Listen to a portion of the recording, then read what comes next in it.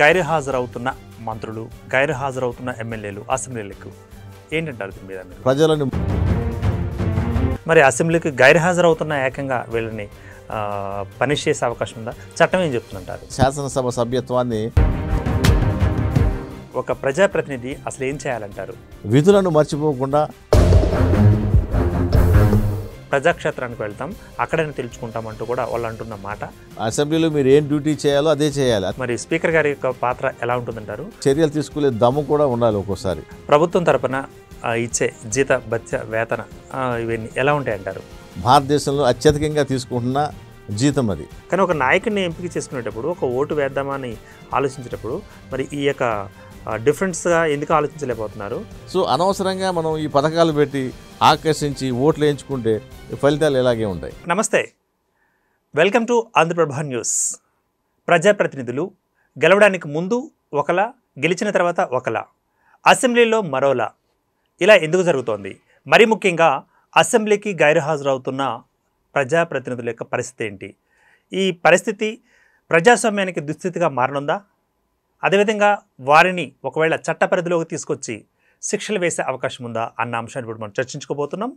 మనతో పాటు సిద్ధంగా ఉన్నారు హైకోర్టు ప్రముఖ న్యాయవాది, అనలిస్ట్ పివి కృష్ణమాచారి గారు. ముందుగా మనం వారిని ఇన్వైట్ చేస్తున్నాం. కృష్ణమాచారి గారు నమస్తే అండి. నమస్కారం అండి. ఆంధ్రప్రభ న్యూస్ వీక్షకులందరికీ కూడా శుభాకాంక్షలు. మరి ఇప్పుడు చూస్తున్నాం ప్రధానంగా కరెంటు టాపిక్గా మనం చూసినట్లయితే గైర్హాజరవుతున్న మంత్రులు, గైర్హాజరవుతున్న ఎమ్మెల్యేలు అసెంబ్లీలకు ఏంటంటారు దీని మీద మీరు? ముఖ్యంగా మన రాజ్యాంగం వారికి అనేకమైన వసతులు కల్పించింది. ఎమ్మెల్యేలకు కానీ ఎంపీసీకి కానీ వారికి ఎన్నో ప్రివిలేజెస్ కలువ చేసింది. అలాగే ముఖ్యంగా అసెంబ్లీకి ఎమ్మెల్యేలు హాజరు కావటం అనేది నైతిక బాధ్యత. వాళ్ళ యొక్క పర్పస్ ఏంటంటే, ఎలక్షన్ పర్పస్ ఏంటంటే ప్రజల కొరకు, ప్రజల చేత ఎన్నుకోబడ్డ ప్రభుత్వాన్ని నడపడం కోసం ఈ ఎన్నికలు జరుగుతున్నాయి. మెంబర్ ఆఫ్ పార్లమెంట్ కానీ ఎమ్మెల్యేస్ కానీ వీళ్ళందరూ కూడా చట్టసభల్లో ఉండి చట్టాలు తయారు చేయడమే ముఖ్యంగా ఈ యొక్క ఎమ్మెల్యేల పని. స్టేట్కి సంబంధించిన అన్ని విషయాలు కానీ, కాంకరెంట్ లిస్టులో విషయాలు కానీ, ముఖ్యంగా వాటిపై ఏదైనా చట్టాలు చేయాల్సి వచ్చినప్పుడు, నెక్స్ట్ బడ్జెట్ కేటాయింపులప్పుడు, బడ్జెట్ విడుదల చేసేటప్పుడు వీళ్ళ యొక్క ఓటింగ్ చాలా అవసరం ఉంటుంది. వీళ్ళ యొక్క సమీక్ష కూడా చాలా అవసరమైంది. ముఖ్యంగా ఒక ఎమ్మెల్యే కానీ ఎంపీ కానీ తమ ప్రాంత పరిధిలోని ఏ ప్రాంతం నుంచి ఎమ్మెల్యే అయ్యాడు ఆ ప్రాంత ప్రజల యొక్క రిప్రజెంటేటివ్గా మాత్రమే వెళ్తున్నారు. కాబట్టి ఆ ప్రాంత ప్రజల యొక్క అవసరాల దృష్ట్యా వాళ్ళకి మంచినీళ్ళు ఉన్నాయా, రోడ్లు ఉన్నాయా, డ్రైన్స్ ఉన్నాయా, హాస్పిటల్స్ ఉన్నాయా, లేకపోతే ఈ యొక్క శ్మశాన వాటికలు ఉన్నాయా, ఇలాంటి చాలా ఉన్నాయి. వాళ్ళకి విద్య అందుతుందా లేదా, ఇలాంటి అవసరాలన్నింటినీ కూడా ప్రజలకు అందుతున్నాయా లేదా చూసి వాళ్ళకి చేయాల్సిన బాధ్యత ప్రతి ఎమ్మెల్యే మీద ఉంది, అలాగే ప్రతి ఎంపీ మీద కూడా ఉంది. కాబట్టి ఇటువంటి బాధ్యతాయుతంగా మేము పరిపాలన చేస్తామని అసెంబ్లీలోను పార్లమెంట్లోనూ తమ గొంతు విప్పి తమ సమస్యలను పరిష్కరిస్తామని చెప్పి వాళ్ళు ప్రజలను నమ్మించి వాళ్ళతో ఓట్లు వేయించుకుని గెలిచిన తర్వాత అసెంబ్లీకి గైర్హాజరు అవటము అనేది అది మంచి పద్ధతి కాదు. అది తప్పించుకునే విధానమే తప్ప అది ఒక మంచి సాంప్రదాయం కూడా కాదు. ప్రజలను మోసం చేయడమే అని నేను అంటున్నాను. ముఖ్యంగా వాళ్ళ బాధ్యతను నిర్వర్తించాలి. అసెంబ్లీలో మీరు చేయాల్సిన బాధ్యతను మీరు నిర్వర్తించాలి. అది నిర్వహించకుండా బయట మీరు పంచాయతీలు పెట్టడానికి మేము ఎన్నుకోలేదు. ప్రజలు మిమ్మల్ని ఎన్నుకున్నది ఎందుకు? కేవలం మీ అసెంబ్లీలో మీ పాత్ర నిర్వహించడానికి. అది చేయకపోతే మీరెందుకు ఇంకా? ఓకే. సో ప్రజలు ఇది గమనించాలి.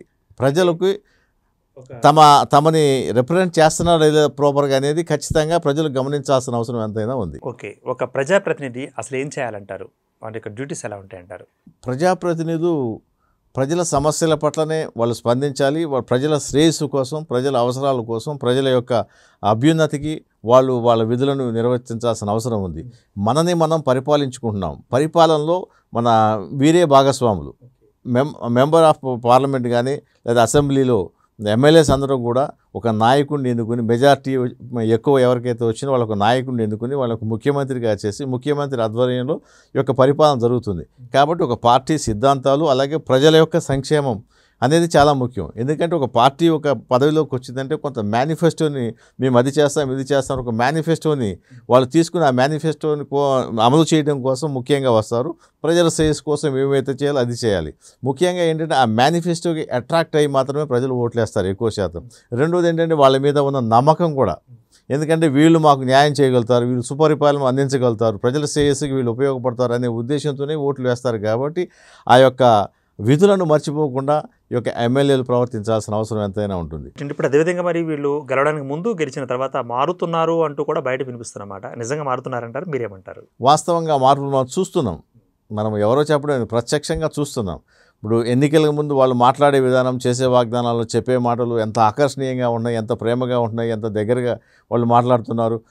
మీ ఇంట్లో మనిషిలా మేము ఉండి చేస్తామని చెప్పి వాళ్ళు ఎన్నికలు ప్రజలను నమ్మించి వాళ్ళు ఇచ్చేస్తున్నారు. కొందరు ప్రజల్లోకి వెళ్తున్నారు, అసెంబ్లీలో కూడా చక్కటి పాత్ర నిర్వహిస్తున్నారు. కొందరు గైర్హాజరవుతున్నారు, వాళ్ళు తమ పాత్రను తాము నిర్వర్తించడం లేదు, వాళ్ళ బాధ్యతగా చేయడం లేదు. అది కనిపిస్తుంది. వాళ్ళ సొంత వ్యాపారాలకి, వాళ్ళ సొంత లాభాలకి, వాళ్ళ వ్యక్తిగతమైన అవసరాలకి, వాళ్ళ కాంట్రాక్టుల కోసం లేదా పైరవీల కోసం ఇలాగా ఉపయోగించుకునే రాజకీయాలు ఎక్కువయ్యాయి.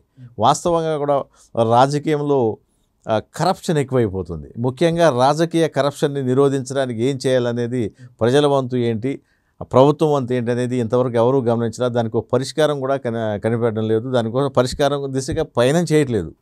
ముఖ్యంగా రాజకీయ ఈ కరప్షన్ కనుక లేకపోతే దేశం ఇంకా ముందడుగేసి ఇంకా ప్రపంచంలో అత్యుత్తమ స్థానంలోకి వెళ్ళే అవకాశం ఉంది. ఇక్కడ మన భారతదేశంలోనే రాజకీయ కరప్షన్ ఎక్కువగా ఉంది. సో ఆ రాజకీయ కరప్షన్ నిర్మూలించాల్సిన బాధ్యత ప్రభుత్వం పైన ఉంది, ప్రజలపైన కూడా ఉంది. ముఖ్యంగా రాజకీయ నాయకులు ఎంత కరప్టడో ప్రజలు అంతకంటే కరప్ట్ అయ్యారు. అంటే నేను ప్రజలు ఒకటే ఎందుకు చెప్తున్నానంటే, మనం డబ్బు తీసుకుని ఓటేయడం, ఇంకొక మందు బాటలు తీసుకుని ఓటేయడం, ఇంకేదో గిఫ్టులు తీసుకుని ఓటేయటం అనేది మన హక్కుని మనమే కాలు రాసుకున్నాం. కాబట్టి ప్రజలు చైతన్యవంతమై వీటికి ఆశపడకుండా నిజాయితీగా ఓట్లేసినప్పుడు రాజకీయ నాయకులు ఎంత ఖర్చు పెట్టాల్సిన అవసరం లేదు, మళ్ళీ వాళ్ళు తిరిగి 10 రెట్లు సంపాదించుకోవాల్సిన అవసరం లేదు. ముఖ్యంగా ఎప్పుడైతే ఖర్చు పెడుతున్నారో, కోట్లలో ఖర్చు పెడుతున్నారు, వందల వేల కోట్లు సంపాదిస్తున్నారు. ఇది ఒక వ్యాపారం అయిపోయింది. ఈ రోజున మీరు గమనిస్తే మన భారతదేశంలో పార్లమెంట్లో కానీ లేకపోతే ఏ అసెంబ్లీలో చూసినా కూడా రిచ్ పీపుల్ తప్ప పూర్ పీపుల్ ఎక్కడా కూడా మీకు ఈ ఎమ్మెల్యే ఎంపీలు కనపడరు. ఎందుకు అంటే వీళ్ళు రాజకీయాల్లో నిలబడే కెపాసిటీ కానీ వాళ్ళకి ఆ డబ్బు అర్హత లేకపోవడమే, అర్హతలు ఉన్న డబ్బు లేకపోవడం, డబ్బు అనే అర్హత లేకపోవడమే, ఆ ఫైనాన్షియల్ కెపాసిటీ లేకపోవడం. రాజకీయ నాయకులు కూడా డబ్బు ఖర్చు పెట్టేవాడికే సీట్ ఇస్తున్నారు కానీ హానెస్ట్గా పనిచేసే వాళ్ళకి సీట్లు ఇవ్వటం లేదు. అందుకే ఈ రాజకీయం మొత్తం కూడా కలుషితమైపోయింది. దీన్ని మరి ఎలా మంచి నాయకత్వాన్ని, మంచి రాజకీయాన్ని ఎలా చేస్తారనేది ప్రజలు ఆలోచించాలి. ఓకే అండి, వెల్ సెడ్ అండి. అదేవిధంగా మరి ఇప్పుడు ఎమ్మెల్యేలకు లేకపోతే ఎంపీలకు, ప్రజాప్రతినిధులకు ప్రభుత్వం తరపున ఇచ్చే జీత భత్య వేతన ఇవన్నీ ఎలా ఉంటాయంటారు? ముఖ్యంగా 2,50,000 హైయెస్ట్ పెయిడ్ ఇన్ ఇండియా. ఒక ఎమ్మెల్యేకి 2,50,000 జీతం అనేది మన భారతదేశంలో అత్యధికంగా తీసుకుంటున్న జీతం అది. వాళ్ళకి అనేక ఫెసిలిటీస్ ఉన్నాయి. ట్రైన్లో ఫెసిలిటీ ఉంటుంది, బస్సులో ఫెసిలిటీ ఉంటుంది, అలాగే ఫోన్ ఫెసిలిటీ ఉంటుంది, వాహనానికి, ఇంధనానికి, ఇట్లా ప్రతి దాంట్లో కూడా వాళ్ళకి రాయితీలు కల్పించబడ్డాయి. వాళ్ళు ఎమ్మెల్యేలకి మళ్ళీ సపరేట్గా వాళ్ళకి కొంత స్థలం కేటాయించడం, అలా వాళ్ళకి పెన్షన్ ఇవ్వడం అనేది చాలా జరుగుతుంది. చాలా ఎక్కువ అమౌంట్స్ వాళ్ళకే స్పెండ్ చేస్తున్నారని అనిపిస్తుంది. వాళ్ళకి మించిన ఆదాయం కూడా వస్తుందని చెప్పాలి. కొన్ని పూర్ స్టేట్స్లో, మిజోరాం లాంటి స్టేట్లో చాలా తక్కువ ఉంది. మన పక్క ఆంధ్రప్రదేశ్ చూసుకుంటే అక్కడ కేవలం 1,30,000 మాత్రమే జీతం ఉంది. సో ఈ డిఫరెన్స్ మనం గమనించాలి. సో వీళ్ళు ఎంత సరే తీసుకున్నారు, బాగానే ఉంది, తీసుకుని ప్రయోజనం ఏంటి అది కావాలి కదా. తీసుకున్న దానికి ఫలితం, మీరు కొంత జీతం తీసుకున్నారంటే జీతానికి తగ్గ పని చేయాలా వద్దా, ఆ పని చేస్తున్నారా లేదా అనేది ప్రజలు గమనించాలి, ప్రభుత్వం గమనించాలి. అందుకని ఆ జీతాల విషయంలో మనం, ఎందుకంటే వాళ్ళు శాసనసభలో వాళ్ళు శాసనాలు చేసుకుని వాళ్ళు జీతాలు తీసుకునేది కాబట్టి మనం ఏం చెప్పలేము. కాబట్టి ఆలోచించాల్సిన అవసరం ఎంతైనా ఉంది. ఇప్పుడు అదేవిధంగా మనం చూస్తున్నాం, పాఠశాలల్లో విద్యార్థులు ఆలస్యంగా వస్తే మందలించడం జరుగుతుంది. మహా అయితే కార్పొరల్ పనిష్మెంట్కి వెళ్ళడం జరుగుతుంది ఆయా పాఠశాలలు కానీ ప్రభుత్వేతర పాఠశాలల్లో. మరి అసెంబ్లీకి గైర్హాజరవుతున్న ఏకంగా వీళ్ళని పనిష్ చేసే అవకాశం ఉందా? చట్టం ఏం చెప్తుందంటారు? ముఖ్యంగా వీటికి మన రాజ్యాంగంలో ఎటువంటి పనిష్మెంట్స్ లేవు. ముఖ్యంగా ఒకటి ఏంటంటే ఆర్టికల్ 190 సబ్సెక్షన్ 4 చెప్పేది ఏంటంటే, ఒక ఎమ్మెల్యే కంటిన్యూస్గా 2 నెలలు 60 రోజులు కనుక హాజరు కాకుండా ఉంటే, పర్మిషన్ లేకుండా స్పీకర్ పర్మిషన్ కానీ ఉంటే వేరు, లేకుండా కనుక గైర్హాజరైతే వారిని సీట్ వెకేటెడ్ అని చెప్పి వాళ్ళకి సభ్యత్వాన్ని, శాసనసభ సభ్యత్వాన్ని నమోదును రద్దుపరిచే అవకాశం ఉంది. అది ఒక్కటి మాత్రమే ఉంది. ఇంకా వేరే ఎటువంటి క్రమశిక్షణ చర్యలు కానీ ఏమి కానీ మన రాజ్యాంగం పొందుపరచలేదు. రైట్. ఇప్పుడు మరి ఒక కోర్టులోకి ఎంటర్ అయ్యేటప్పుడు విడిగా ఉండే వ్యక్తులు అక్కడ ధూమపానం చేయొద్దు, షర్ట్ బటన్స్ పెట్టుకోవాలి, క్రమశిక్షణగా ఉండాలంటూ కొన్ని రెస్ట్రిక్షన్స్ ఉంటాయి. మరి అటువంటి రెస్ట్రిక్షన్స్ అసెంబ్లీకి, అసెంబ్లీ ప్రాంగణానికి, అసెంబ్లీ కార్యకలాపాలు జరిగే వేదికకు ఎందుకు ఉంటలేదంటారు? అంటే ఎందుకంటున్నానంటే దీని కంటిన్యూషన్ ఏంటంటే వీళ్ళు దుర్భాషలు ఆడటం, అక్కడికి వెళ్ళి ఒకరి మీద ఒకరు దూషించుకోవడం, లైక్ ఇవన్నీ జరుగుతున్నాయి కదా ఆ నేపథ్యంలో. ముఖ్యంగా ఏంటంటే వీళ్ళ ప్రవర్తన నియమావళి అనేది ఏమీ లేదు.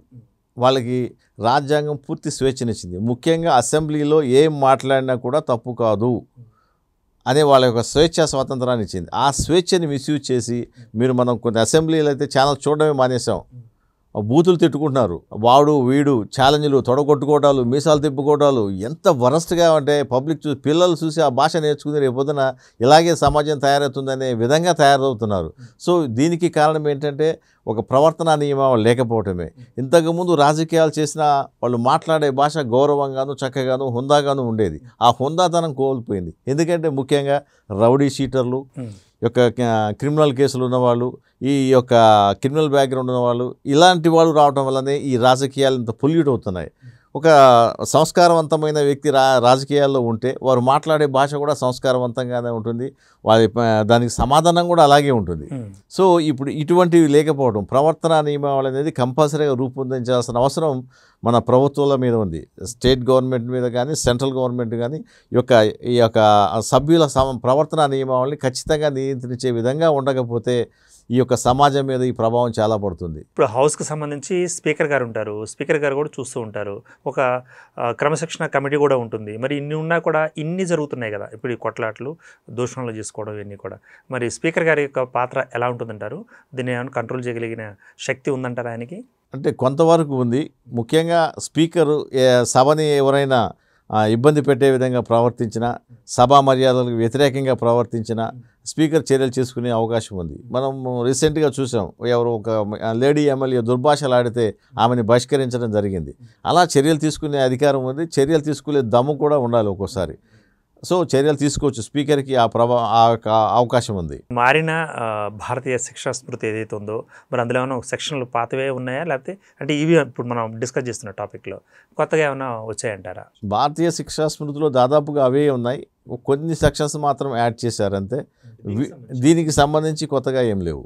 రైట్ అండి. ఇప్పుడు అదేవిధంగా అసెంబ్లీకి రాని గైర్హాజరవుతున్న ఎమ్మెల్యేలు కానీ, ప్రాథమికంగా ఎమ్మెల్యే కానీ గెలవడం జరుగుతుంది. ఇప్పుడు రేవంత్ రెడ్డి గారు మనకి మినిస్టర్గా ఉన్నారు, చీఫ్ మినిస్టర్గా ఉన్నారు. అంతకుముందు బీఆర్ఎస్ వాళ్ళు కూడా చీఫ్ మినిస్టర్గా ఉన్నారు. సో అప్పుడు రెగ్యులర్గా వచ్చిన వాళ్ళు అసెంబ్లీకి ఇప్పుడు రాని పక్షంలో ఎటువంటి చర్యలు తీసుకునే అవకాశం ఉందంటారు? చట్టపరంగా ఏమన్నా యాక్షన్ తీసుకోవచ్చు అంటారా వాళ్ళ మీద? అటువంటి అవకాశం ఏమీ లేదు. ఆయన చట్టం ప్రకారం, ఈ రాజ్యాంగం ప్రకారం 6 నెలల వరకు కంటిన్యూస్గా రాకపోతే మాత్రం అతను అనర్హుడిగా ప్రకటించే అవకాశం ఉంది.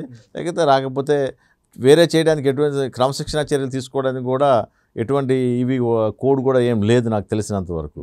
సో ముఖ్యంగా ఏంటంటే ఇప్పుడు కేసీఆర్ విషయంలో జరుగుతుంది అదే. కేసీఆర్ వృద్ధాప్యం వల్ల, ఆరోగ్యం బాగాలేకపోవడం వల్ల సరిగా రాలేకపోయి ఉండొచ్చేమో, కానీ అతను బాధ్యతగా వచ్చేవాడు. మీరు అన్నట్టుగా ప్రభుత్వంలో ఉన్నప్పుడు రావడం వేరు, ప్రభుత్వంలో అపోజిషన్లో ఉన్నప్పుడు రావడం వేరు. అపోజిషన్లో ఉన్నప్పుడు అది మాట్లాడడానికి, వినడానికి, వాదించడానికి తగిన ఓపిక, తగిన ఇది ఉండాలి. కాబట్టి ఇప్పుడు ఆయన ఆరోగ్య పరిస్థితులు లేకపోవడం వల్ల రాలేకపోవచ్చేమో, తర్వాత రావచ్చేమో, కాబట్టి దాని మీద మనం ఏమి కామెంట్ చేయలేము. ఇప్పుడు ఒక పనిని మనం చేయలేనప్పుడు ఆ పనిని మనం విడిచిపెట్టేస్తాం, ఆ పనికి రాజీనామా చేస్తాం, ఆ పనిని దూరంగా పెడతాం.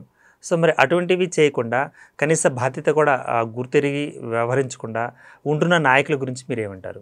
ముఖ్యంగా బాధ్యతారాహిత్యం, అది బాధ్యతారాహిత్యం. వాళ్ళు చేయాల్సిన పని చేయకపోవడం అనేది తప్పే, కానీ దాన్ని ఈ యొక్క ఎమ్మెల్యేలు, ఎంపీలను శిక్షించడానికి ఏం చట్టాలు ఏం లేవు. వాళ్ళకి ఎక్కువ ఫ్రీడమ్ ఇవ్వబడది, వాళ్ళకి వాళ్ళ యొక్క ప్రివిలేజెస్ ఇవ్వబడాయి. ఆ ప్రివిలేజెస్ని వాళ్ళు మిస్యూజ్ చేస్తున్నారు తప్ప దానికి శిక్షించడానికి కానీ వాటికి కానీ ఏమీ చట్టాలు ఏం లేవు. ముఖ్యంగా ఏంటంటే అసెంబ్లీలో కానీ పార్లమెంట్లో జరిగిన విషయాలు వాటి మీద ఎటువంటి క్రిమినల్ చర్యలు తీసుకోవడానికి లేదు, అదొకటి గమనించాలి. సో అసెంబ్లీలో ఏం మాట్లాడగా బయట కేసు పెట్టడానికి వీల్లేదు.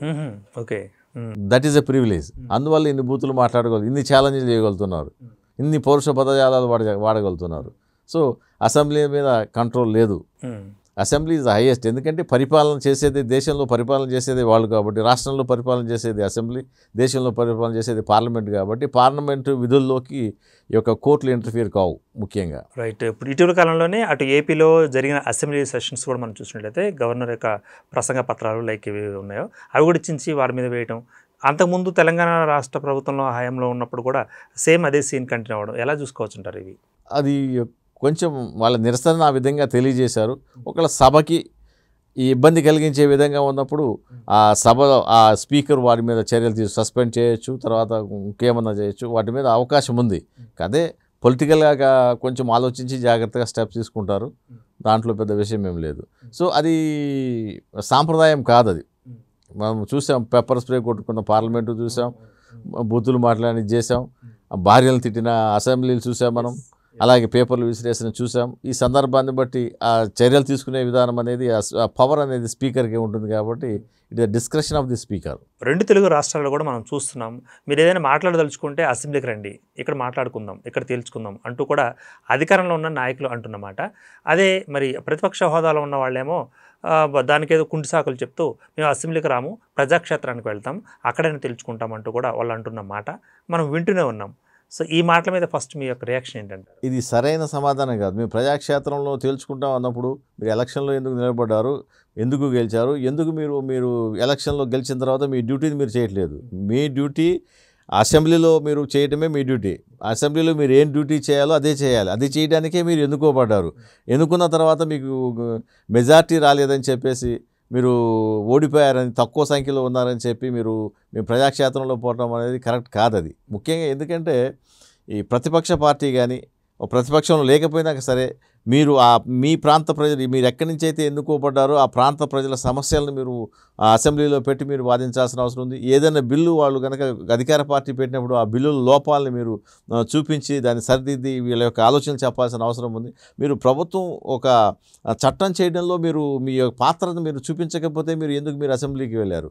అలాగే బడ్జెట్ సమావేశాల్లో బడ్జెట్లో కూడా మీకు అభ్యంతరాలు చెప్పాలి, దేనికి పెట్టాలి, దేనికి పెట్టకూడదు, అనవసరంగా పెడుతున్నారు, అవసరానికి పెడుతున్నారు. మీరు డిస్కస్ చేయకపోతే ఇంకెందుకు మీరు గెలిచి ఉపయోగం ఏంటి? ఎవరి కోసం గెలిచినట్టు మీరు? No, this is not the correct way. ఇది కరెక్ట్ అని నేను అనుకోవట్లేదు. ఎందుకంటే ఇప్పుడు ఏం జరుగుతుందంటే, గత ప్రభుత్వంలో ఉన్నప్పుడు వాళ్ళని బూతులు తిట్టి బెదిరించి అంత నానా అవసరం లేని విషయాలు మాట్లాడి పద్ధతి లేకుండా వ్యవహరించారు. ఒక రౌడీ రాజ్యంలా నడిచాయి. ఇప్పుడు మళ్ళీ అదే పరిస్థితి ఏంటంటే అదే వీళ్ళు ఫేస్ చేయాల్సి వస్తుంది. అది తట్టుకోలేక, అలాంటి పరిస్థితి వీళ్ళు తట్టుకునే పరిస్థితి వాళ్ళు తట్టుకున్నారు, వీళ్ళు తట్టుకునే పరిస్థితి లేక మేము గైర్హాజరు అవుతున్నాం, మేము అటెండ్ కావంటున్నాం అనేది మనకు అర్థమవుతుంది. సో ముఖ్యంగా ఏంటంటే ఇప్పటికైనా గమనించాల్సింది ఏంటంటే, ఈ అసెంబ్లీలో కానీ పార్లమెంట్లో కానీ వీళ్ళు పద్ధతిగా ప్రవర్తించడం, బాధ్యతగా వ్యవహరించడం అనేది నేర్చుకోవాలి. మీరు స్వార్థ లాభాల కోసం, వ్యక్తిగత కక్షల కోసం మీరు ఈ యొక్క ప్లేస్ని వాడుకుంటున్నారు. ఈ యొక్క అసెంబ్లీని కానీ పార్లమెంట్ కానీ వాటిని ఉపయోగించడం అనేది చాలా తప్పు. వ్యక్తిగత కక్షల కోసమే ఉపయోగించబడడం అనేది చాలా తప్పు. దానివల్ల ఏమంటే పాలిటిక్సే పొల్యూట్ అయిపోతున్నాయి. అటువంటి వివక్ష లేని, మీకు వివక్ష లేకుండా మీరు మాట్లాడగలగాలి ప్రజా సమస్యల పట్ల.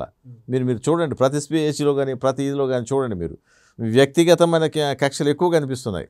అటువంటివి లేకుండా అధికారంలోకి వచ్చిన తర్వాత మనం అందరూ సమానమే, మన అందరి ప్రజలకు మనం చేయాల్సిన బాధ్యత ఉంది. ఎలక్షన్ ముందు మీరు ఏం చేశారు ఏంటి, పాలిటిక్స్ డిఫరెంట్ ఏమన్నా చేసుకోండి, ఎవరి పాలసీ వాళ్ళది, ఎవరి విధానం వాళ్ళది మీరు చేసుకోండి. బట్ మీరు అసెంబ్లీకి వచ్చినప్పుడు బాధ్యతాయుతంగా వ్యవహరించడం అనేది ప్రతిపక్ష పార్టీకి కానీ అధికార పార్టీకి కానీ ప్రవర్తించాల్సిన అవసరం ఉంది.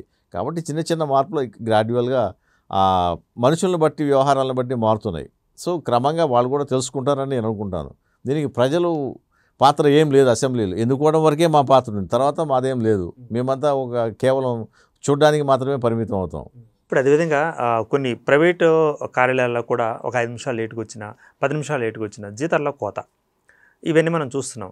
మరి గైర్హాజరవుతూ అసలు రాకుండా ఉండదు, అసలు మనం గైర్హాజరు అంటాం. అప్పుడప్పుడు వచ్చి మొక్కుబడిగా కనిపించే వాళ్ళకి, అసలు పని చేయకుండా ఉండే వాళ్ళకి, నియోజకవర్గంలో ముఖాలు చూపించకుండా ఉన్న వాళ్ళకి మరి రేవంత్ రెడ్డి గారు కూడా అంతకుముందు పత్రికాముఖంగా ఒక వార్నింగ్ ఇవ్వడం జరిగింది. అది మనం కూడా చూసాం. సో ఆ విషయం మీద మీ యొక్క అభిప్రాయం ఏంటి? ఏం వార్నింగ్ ఇచ్చారు? రైట్, అంటే మీరు ప్రజాక్షేత్రంలో ఉండండి, నియోజకవర్గంలో కానీ ఒకవేళ మీరు కానీ ఉండకపోతే మీ మీద యాక్షన్ తీసుకుంటాం, మీ యొక్క సభ్యత్వం మేము వేటు వేస్తామంటూ కూడా చెప్పిన పరిస్థితి మనం గమనించాం గతంలో. సో అయినా సరే ధోరణి అదే ధోరణి ఉంది. ఆ ధోరణి మీద మీ యొక్క అభిప్రాయం ఏంటంటే? వాస్తవంగా ఆయన చెప్పింది కూడా వాస్తవమే. ఎందుకంటే మీరు ప్రజల చేత ఎన్నుకోబడ్డ వ్యక్తులు మీరు ప్రజాక్షేత్రంలో అసెంబ్లీలో ఉండాలి, మిగతా టైం అసెంబ్లీ సెషన్స్ లేనప్పుడు ప్రజాక్షేత్రంలో ఉండాలి. ఇవి రెండూ లేకపోవడం అనేది అది బాధ్యతారాహిత్యమే. కాబట్టి ఆయన చెప్పింది వాస్తవమే. ఏ పార్టీలో ఉన్నా కూడా ఈ రెండు బాధ్యతలు సక్రమంగా నిర్వర్తించాల్సిన అవసరం ఎమ్మెల్యేలకు ఉన్నది. సో ఇక్కడ మీరు చెప్పినట్టుగా ఒక చిన్న ఎంప్లాయీ ఒక నెల రోజులు కనుక గైర్హాజరైతే అతను సస్పెండ్ చేస్తారు, జీతం కట్ చేస్తారు, డిసిప్లినరీ యాక్షన్ తీసుకుంటారు, చాలా ఉంటాయి. మరి ఎమ్మెల్యేలకి ఎంపీలకి అది లేదు అంటే మరి మనకి అటువంటి ఒక ప్రవర్తన నియమావళి, వీళ్ళకి ఒక ఉద్యోగికి ఒక ప్రవర్తన నియమాలు CCA రూల్స్ అని అవన్నీ ఇవన్నీ వాళ్ళకి ఒక నిబంధనలు ఉంటాయి. ఉద్యోగి ఈ టైంకి రావాలి, ఈ టైం ఉండాలి, ఇలా ఉండాలి, ఇతను అక్రమ సంపాదన చేయకూడదు, ఆర్జించకూడదు, ఎదుటి వాళ్ళు ఆశించకూడదు, ఇలాంటి నిబంధనలు ఏదో చాలా ఉన్నాయి. సో అట్లాంటి నిబంధనలు ఈ ఎమ్మెల్యేల మీద ఎంపీల మీద లేవు. లేకపోవడం వల్లనే వాళ్ళు ఈ యొక్క స్వేచ్ఛని దుర్వినియోగపరుస్తున్నారు. అవి లేనంత మాత్రాన మనం గైర్హాజరు అవ్వాదా? అవ్వాల్సిన అవసరం లేదు. నైతిక బాధ్యత ఉంది కదా మీకు. మనం నైతిక బాధ్యత ఉన్నప్పుడు ఆ నైతిక బాధ్యత నిర్వర్తించాల్సిందే. మన పాత్రను మనం నిర్వహించకపోవడం అనేది మనం నైతిక బాధ్యతను విస్మరించడమే అవుతుంది. సో మీరు చెప్పినట్టుగా ఎమ్మెల్యే ఎంపీలు కూడా ఒక ఉద్యోగస్తులాగా పనిచేయాలి అని అంటే దానికి ప్రవర్తన నియమావళిని ఖచ్చితంగా రూపొందించాలి. రూపొందిస్తేనే వాళ్ళు దానికి కట్టుబడి పనిచేస్తారు. అటువంటిది ఏమీ లేదు కాబట్టి వాళ్ళు ఇష్టారాజ్యంగా చేస్తున్నారు. రైట్. యాక్చువల్లీ ఇప్పుడు ప్రభుత్వ ఉద్యోగులకు సర్వీస్ రూల్స్ అంటూ ఉంటాయి, రూల్ ఆఫ్ సర్వీస్ అని చెప్పేసి. మరి వీళ్ళకి కూడా మీరు కోడ్ ఆఫ్ కండక్ట్ అడుగుతున్నారు, ఒక మంచి పరిణామం. సో ఇక వీళ్ళకి సంబంధించి ఎమ్మెల్యేలకి ఒకసారి గెలిస్తే చాలు, లైఫ్ లాంగ్ మేము అంతా బెనిఫిట్స్ పొందొచ్చు అనుకున్న ధోరణి ఒకటి బయట ఉన్నట్లుగా వినిపిస్తోంది. మీ చెవిన పడిందా? మీ యొక్క కామెంట్ ఏంటారు? ఎస్, వాస్తవం. ఒక్కసారి ఎమ్మెల్యే నిలబడితే ఎమ్మెల్యేకి రావాల్సిన రాయితీలన్నీ వస్తాయి. అతనికి జీతం వస్తుంది, అతనికి ఇంటి స్థలాలు, ఖరీదైన ఇంటి స్థలాలు వస్తాయి, ఇంకా మిగతా పెన్షన్స్ వస్తాయి, జీవితకాలం పెన్షన్ వస్తుంది. ఒక్క ఎమ్మెల్యే ఒక్కరోజు పనిచేసి రిటైర్ అయినా కూడా అతనికి జీవితకాలం పెన్షన్ ఇస్తారు. సో ఆ ఫెసిలిటీ దేంట్లో ఉందండి? ఎవరికి ఉందండి? ఒక ఉద్యోగి పెన్షన్ రావాలంటే జీవితకాలం పనిచేస్తే రిటైర్ అయిన తర్వాత మాత్రమే వస్తుంది. అట్లీస్ట్ VRS ఒక 20 years అబోవ్ చేసిన VRS తీసుకుంటేనే వారికి పెన్షన్ ఎలిజిబిలిటీ ఉంటుంది. కానీ వీళ్ళకి 5 సంవత్సరాలకే పెన్షన్ ఎలిజిబిలిటీ ఇవ్వడం అనేది ఎక్కువ ప్రాధాన్యం ఇవ్వడమే. సరే, ఓకే, ఇచ్చారు, బాగానే ఉంది. కానీ దాన్ని సరిగా సక్రమంగా వాళ్ళ యొక్క విధులు నిర్వర్తించి దేశాభివృద్ధికి పాటుపడతారంటే లేదు. అన్ని స్వలాభాల కోసమే పనిచేస్తున్నారు. ఇప్పుడు రాజకీయ నాయకులు దేనికి పనిచేస్తున్నారంటే మీరు చూడండి, పైరవీలే, కాంట్రాక్టులు, పర్సంటేజులు, ఇవే నడుస్తున్నాయి. మీరు పర్సంటేజ్ వీటి మీద నడుస్తున్నాయండి. కాబట్టి ఇప్పుడు రాజకీయాలన్నీ కూడా డబ్బు చుట్టూ తిరుగుతున్నాయి, డబ్బుతోనే నడుస్తున్నాయి, డబ్బుతోనే ఉంటున్నాయి. ప్రజా సంక్షేమం అనేది చాలా తక్కువగా ఉంది. ఒక ఎగ్జాంపుల్ తీసుకుందాం. రైతు భరోసా అని ఒకటి పెట్టారు. రైతు భరోసాలో ఎంతమంది కష్టపడి పనిచేసే రైతులకి రైతు భరోసా వెళ్తుంది? మీరు చెప్పండి. ఈ గవర్నమెంట్ కానీ పోయిన గవర్నమెంట్ కానీ అంతా ల్యాండ్ లార్డ్స్ అంతా సిటీస్లో ఉండి వ్యాపారాలు చేసుకున్నా, వాళ్ళ భూములు అక్కడ ఉన్నాయి, అక్కడ కాయ కష్టం చేసి వ్యవసాయం చేసే రైతుకేమో ఏమీ రాదు. ఆ ఇంట్లో కూర్చున్న భూస్వామికి మాత్రం కౌలు వస్తుంది. సంవత్సరానికి 40,000 కౌలు వస్తుంది. మళ్ళీ తర్వాత రైతు భరోసా అని చెప్పి అతనికి డబ్బులు ఇస్తున్నారు. ఇది దుర్వినియోగం కాదా? న్యాయంగా చెందాల్సిన కష్టపడి పనిచేసే రైతుని మీరు గుర్తించాలి, కౌలు రైతులు మీరు గుర్తించాలి. కౌలు రైతులకి మీరు ఏమి ఇచ్చారు? మీరు కష్టపడేవాడు ఫీల్డ్ మీద వాడికి మీరేమి ఇచ్చారు? ఏమి ఇవ్వకుండా ప్రజల డబ్బుని, మా డబ్బుని మీరు దుర్వినియోగం చేస్తున్నారు. అంటే మీరు ఇచ్చేది ఏదైనా ఉంటే కాంపిటెంట్ పర్సన్స్కి ఇవ్వండి. ఓకే, కాంపిటెన్సీ లేని పర్సన్స్కి, అన్నీ ఉన్న వాడికి, వ్యవసాయం చేయని వాడికి మీరు ఇస్తే అది ఎలా లాభపడుతుంది? ఎలా ఎంకరేజ్మెంట్ అవుతుంది? సో ప్రజాధనం దుర్వినియోగం అవుతుంది. ఇట్లాంటివి చాలా ఉన్నాయి. అంటే కొన్ని స్కీముల్లో లాభాలు ఉండొచ్చు, నష్టాలు ఉండవు. ఇది కూడా గమనించాలి కదా. అర్హులైన వారికి ఇవ్వడం అనేది చాలా అవసరం. ఇప్పుడు డబుల్ బెడ్రూమ్ ఇల్లు ఉన్నాయి. ఏ పొలిటికల్ పార్టీ వస్తే వాళ్ళ క్యాండిడేట్స్కి ఇస్తున్నారు, కానీ నిజమైన అసలు ఇల్లు లేని పేదలు ఉన్నారు, వాళ్ళకి చేరుతున్నాయా? మీరు చూడండి, మీరు ఎక్కడన్నా చేరట్లేదు. మొన్నటిదాకా ఒక డబుల్ బెడ్రూమ్ స్కీమ్ భద్రాచలంలో ఒక లిస్ట్ తయారు చేశారు. 250 ఇళ్ళు, దాంట్లో 140 మంది లిస్ట్ తయారు చేశారు. మళ్ళీ గవర్నమెంట్ మారగానే కొత్త లిస్ట్ చేశారు. వాళ్ళు ఎందుకు తీసేశారో తెలియదు. వాళ్ళు హైకోర్టుకి అప్రోచ్ అయితే నేనే రిట్ పిటిషన్ వేస్తే మరి వీళ్ళ పరిస్థితి ఏంటంటే, సో పరిశీలించి మరి న్యాయం చేయమని హైకోర్టు డైరెక్షన్ ఇచ్చింది. ఇట్లా జరుగుతుంది. అసలు నిజమైన అర్హులకు లాభాలు ఈ యొక్క పథకాలు చేరుతున్నాయా లేదా? చాలా వరకు చేరట్లేదనే చెప్పాలి. సో ఇవన్నీ ఏమైందంటే ఈ యొక్క పబ్లిక్ కన్జంప్షన్ కోసం, ప్రజలను ఆకర్షించడం కోసం మనం ఈ యొక్క పథకాలు పెట్టి ప్రజలను ఆకర్షించి ఓట్లు వేయించుకుని, అంటే వీఆర్ కరప్టింగ్. వాళ్ళు ఆశ పెట్టి మనం ఓట్లు తీసుకుని గెలిచి చేస్తున్నాం.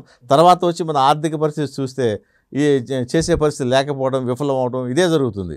లాస్ట్ గవర్నమెంట్లో ఫెయిల్యూర్ ఏంటంటే డబుల్ బెడ్రూమ్ ఇల్లు ప్రకటించారు, కట్టించారు, కానీ అందరికి ఇవ్వలేకపోయారు, కొంతమందికే ఇవ్వగలిగారు. ఈ ఇల్లు ఇచ్చిన వాళ్ళు హ్యాపీ, కానీ ఇవ్వని వాళ్ళు ఎంతమంది ఉన్నారు? 1,00,000 మందిలో 100 మందికో 200 మందికో ఇల్లు ఇచ్చారండి 1,00,000 మంది జనాభాలో. మిగతా 98,000 మంది ఉన్నారు కదా, 98,000 99,000 వీళ్ళందరూ కూడా ఇల్లు రాలేదని చెప్పి నిరసన వ్యతిరేకం అవటం. ఓకే, వాళ్ళ ఓట్స్ ఏమైతే అగైన్ మాకు ఇల్లు రాలేదు అని వాళ్ళు ఏమైందంటే వ్యతిరేకమైన ఓటు వస్తాయి. ఇలాగ మనం చేయలేని పనిని చేయడం వల్ల చెప్పడం వల్ల ఏమైందంటే గవర్నమెంట్ ఫెయిల్యూర్ అవుతాయి. అది మంచి ఉద్దేశం, మంచిగా పెట్టారు, సామాన్యుడికి అందుబాటులో ఉండాలి, అన్నీ ఒకేసారి కట్టలేకపోవచ్చు, అంత బడ్జెట్ మనకి లేకపోవచ్చు, క్రమంగా నెమ్మదిగా కట్టవచ్చు. కానీ ఏమైంది, ప్రజల్లో నెగిటివ్ వచ్చేసింది. చాలామంది ఇవ్వని వాళ్ళు నెగిటివ్ ఎక్కువ ఫీల్ అయ్యారు. అట్లా ఇంకా కొన్ని పథకాల్లో కూడా ఇట్లా నెగిటివ్ వచ్చిందన్నమాట. సో అనవసరంగా మనం ఈ పథకాలు పెట్టి ఆకర్షించి ఓట్లు వేయించుకుంటే ఫలితాలు ఇలాగే ఉంటాయి. రైట్. ఇప్పుడు అదేవిధంగా మరి ఇప్పుడు ఎమ్మెల్యేలకి సంబంధించి అనర్హత వేటు అనేది ఉంటుందా? ఉంటే ఎలాంటి ప్రాసెస్ ఉంటుంది? ఎవరెవరు అందులో పార్టిసిపేట్ అవుతారంటారు? ఆ ప్రాసెస్ ఎలా ఉంటుందంటారు అసలు? అనర్హత వేటు అనేది ముఖ్యంగా ఇప్పుడు మనం చెప్పుకున్నాం, ఒకటి 60 రోజులు కంటిన్యూస్గా రాకపోతే సీట్ వెకేటెడ్ అని చెప్పి అనర్హత వేటు పడ్డట్టుగానే భావించబడుతుంది. నెక్స్ట్ ఇంకొకటి ఏంటంటే, ఏదైనా ఒక క్రిమినల్ కేసులో 2 ఏళ్లకు పైగా శిక్ష పడినట్లయితే, శిక్ష ఖరారు అయితే అతను ఎమ్మెల్యే పదవికి అనర్హుడవుతాడు. ముఖ్యంగా ఏదైనా ఒక కోర్టులో దివాలా తీసినట్టుగా ప్రకటించబడితే, దివాలాను ప్రకటించిన తర్వాత ఎమ్మెల్యేకి అనర్హుడవుతాడు.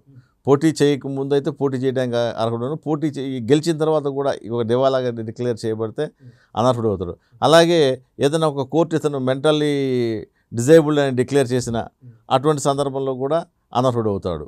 ఇంక ఇటువంటివి చాలా సందర్భాలు ఉన్నాయి. 2 చోట్ల పోటీ చేసిన వాళ్ళు ఏదో ఒకటి విత్డ్రా చేసుకోకపోతే అనర్హత ఏదవుతుంది. ఇలాంటి సందర్భాలు చాలా ఉన్నాయి. రైట్ అండి. ఇక చివరిగా మార్పు ఎవరిలో రావాలి అంటే, ప్రజాప్రతినిధులు రావాలా?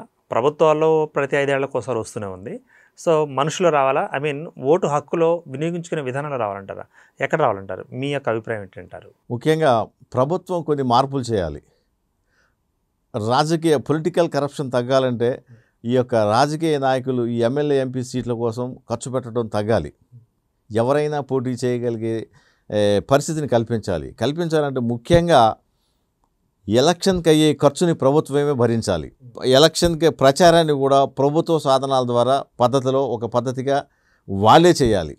ఏమవుతుందంటే ఎవరి పబ్లిసిటీ కోసం వాళ్ళు ఎక్కువ ఖర్చు పెట్టడంలో చాలా ఎక్కువ ఖర్చు అవుతున్నాయి. అలాగే ఓట్లకి డబ్బు పంచడం కూడా, పోటీపడి పంచడం వల్ల కూడా డబ్బు ఎక్కువ ఖర్చు అవుతుంది. ఈ ఖర్చు అంతా కూడా మళ్ళీ ఎవరి మీద చేయాలి? ఏవో ఇండస్ట్రీస్ మీదో లేకపోతే ఫండ్స్ మీదో పొలిటికల్ పార్టీలు సంపాదిస్తాయి, కొంత పెడతాయి, సొంతగా పెడతారు. తర్వాత మళ్ళీ ఎలా సంపాదిస్తారు? మళ్ళీ ఫండింగే, మళ్ళీ పర్సంటేజ్లే. వాళ్ళు సంపాదన కరప్షన్ ఎక్కడ మొదలవుతుందంటే ఇక్కడే మొదలవుతుంది. కాబట్టి మొదటి చర్యగా ఈ యొక్క ఎన్నికల ఖర్చును పూర్తిగా ప్రభుత్వమే భరించినప్పుడు అది చాలా కంట్రోల్ అవుతుంది. ముఖ్యంగా డబ్బులు ఇచ్చి ఓట్లు కొనుక్కునే పరిస్థితి పోవాలి.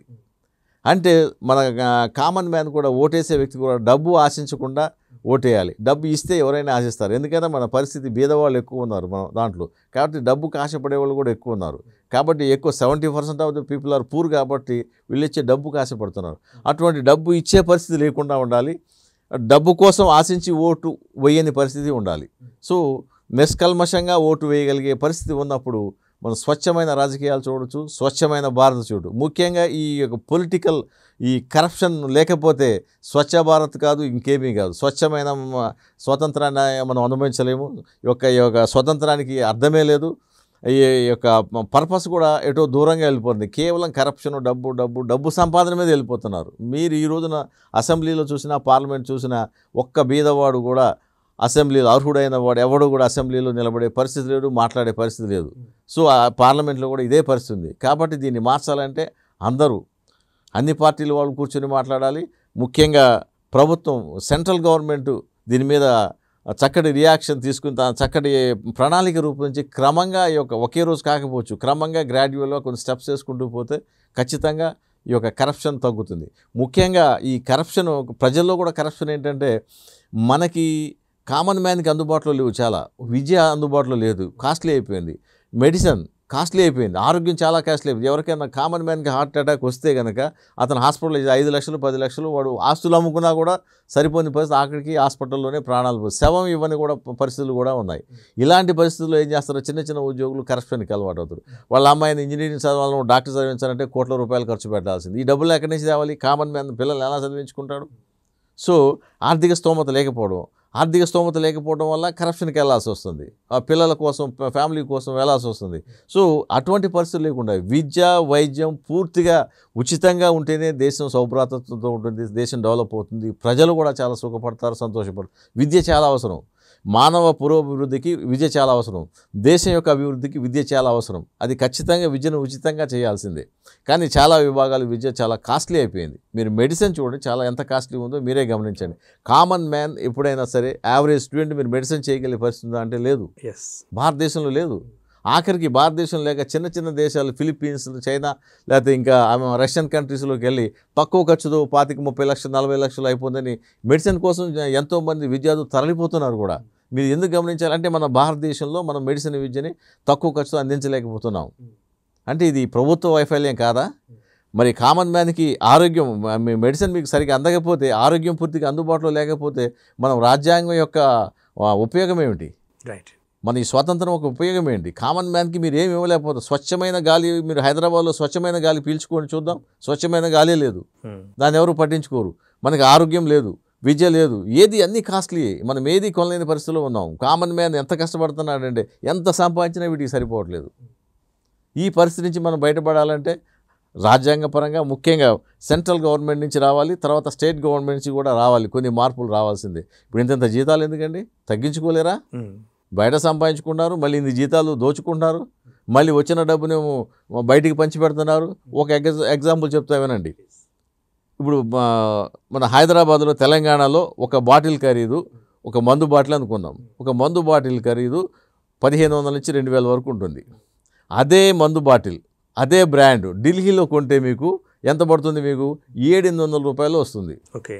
అదే మీరు కేంద్రపాలిత ప్రాంతం, మీరు పాండిచ్చేరి కానీ లేకపోతే యానాంలో కానీ కొంటే మీకు అది ఇంకా అది 40%లోనే పడుతుంది, 600 రూపాయలు పడుతుంది. ఈ వ్యత్యాసం అంతా ఎక్కడి నుంచి వచ్చింది? ఈ డబ్బంతా కూడా మన ప్రజల నుంచి దోచుకున్న బాగానే ఉంది. దాన్ని సద్వినియోగపరచకుండా ఉచిత పథకాలు ఇచ్చేసి అది దాంట్లో మీ యొక్క సంపాదనలు, మీ ఇన్కమ్లు, మళ్ళీ ఇవన్నీ కూడా ఏమవుతున్నాయి? ఈ డబ్బంతా ఏమవుతుంది ప్రజలకు వెంటలా? ఈ రోజున మీరు హైదరాబాద్లో ట్రాఫిక్ సమస్య ఉంది. ట్రాఫిక్ సమస్య గురించి మీరు ఏం పట్టించుకుంటున్నారు? మీరు మీ ఇళ్లలో మీరు ఏసీలో బాగుంటున్నారు, ఏసీ కార్లో తిరుగుతున్నారు, రాజకీయ నాయకులు బాగానే ఉంది. మీరు ఒక్కసారి మల్లకపేట నుంచి మీరు కనుక చాదర్ఘాట్ దాటండి, ఆ దాటడానికి గంట సేపు పడుతుంది. ఆ ట్రాఫిక్ పోలీసులు నానా ఇబ్బందులు పడుతున్నారు. మీరు 9:30 to 10:30 మేము హైకోర్టుకి వెళ్ళాలంటే ఎంత కష్టం అవుతుంది? గంట సేపు అక్కడే పడుతుంది. ఆ కొద్దిగా 1 కిలోమీటర్ కూడా ఉండదు. అక్కడ మొత్తం ఆక్రమణలు ఉంటాయి. మెట్రో స్టేషన్ కింద మీరు చూడండి, అక్కడ ఆక్రమణలు ఉంటాయి. ఆ ఆక్రమణను తొలగించరు, వారు రోడ్ వైడెన్ చేయరు. అక్కడ మొత్తం ఎల్బీ దగ్గర నుంచి రోడ్డు అంతా వైడ్గా ఉంటుంది, 8 లైన్ రోడ్ ఉంటుంది. ఇక్కడికి వచ్చేసరికి సింగిల్ లైన్ రోడ్కి వచ్చేస్తుంది. ట్రాఫిక్ అంతా జామ్ అవుతుంది. ట్రాఫిక్ జామ్ అవడం వల్ల ఏమవుతుంది? మా పెట్రోల్ వేస్ట్ అవుతుంది, దానివల్ల పొగ పొల్యూషన్ వస్తుంది, నా టైం వేస్ట్ అవుతుంది, నాకు టెన్షన్ అవుతుంది, నాకు బీపీ షుగర్ వస్తున్నాయి. ఎన్ని సమస్యలు చూడండి. నాకు 100 కిలోమీటర్లు వచ్చేది నాకు 10-20 కిలోమీటర్లే రావట్లేదు మైలేజ్. ఏం చేస్తాం? ఇంజిన్ ఆన్ చేసుకుని ఉంటాం, ఇంచి కదులుకుంటూ వెళ్తాం. ఎంత పెట్రోల్ లాస్ అవుతుంది, ఎంత డబ్బు వృధా, ప్రజల డబ్బు వృధా అవుతుంది. అది మళ్ళీ కాలుష్య రూపంలో మనని దహించేస్తుంది. ఢిల్లీ తర్వాత మళ్ళీ మనకు అదే పరిస్థితి వస్తుందేమో. కాబట్టి ఖచ్చితంగా ఈ యొక్క ప్రజల సమస్యలను పట్టించుకోవాలి. ఎక్కడో డెవలప్ చేస్తాం, అవుటర్ రింగ్ రోడ్, ఆ రింగ్ రోడ్. ఫస్ట్ మీరు సెంట్రల్ సిటీని డెవలప్ చేయండి, ఈ రోడ్స్ వైడెన్ చేయండి, ఏదో ఫ్లైఓవర్ వేసేదైనా మీరు ట్రాఫిక్ని కంట్రోల్ చేయండి, ట్రాఫిక్ ఫ్రీ అయ్యేటట్టు చేయండి. అది చేయరు మీరు. మరి ఎందుకు అర్థం కావట్లేదు? మీరు ఎందుకు పట్టించుకోవట్లేదు? మీకు ఎందుకు తిరగట్లేదు? నాకు అర్థం కావట్లేదు. సో ప్రజల సమస్యలు అన్నీ పట్టించుకోవాలి. ఇప్పుడున్న గవర్నమెంట్ కూడా మంచిగానే చేస్తుంది, కాకపోతే వాళ్ళ దృష్టికి రాకపోయి ఉండొచ్చేమో. సో దృష్టికి వస్తే ఇంకేమైనా మంచిగా చేస్తారని నేను ఆశిస్తాను. ఇక ఫైనల్గా అండి, దీనికి సంబంధించిన ప్రశ్నే, మనం ఒక మార్కెట్కి వెళ్ళి టమాటాలు కానీ లేదా వంకాయలు కానీ లేదా కూరగాయలు కానీ తీసుకుంటాం, పుచ్చులా మంచిలా చూసుకుంటాం. కానీ ఒక నాయకుడిని ఎంపిక చేసుకునేటప్పుడు, ఒక ఓటు వేద్దామా అని ఆలోచించేటప్పుడు మరి ఈ యొక్క డిఫరెన్స్గా ఎందుకు ఆలోచించలేకపోతున్నారు? అది ఎందుకు క్యారీ అవ్వలేకపోతుంటారు ఫీలింగ్ సెలక్షన్ ప్రొసీజర్లో? మంచి గుడ్ క్వశ్చన్.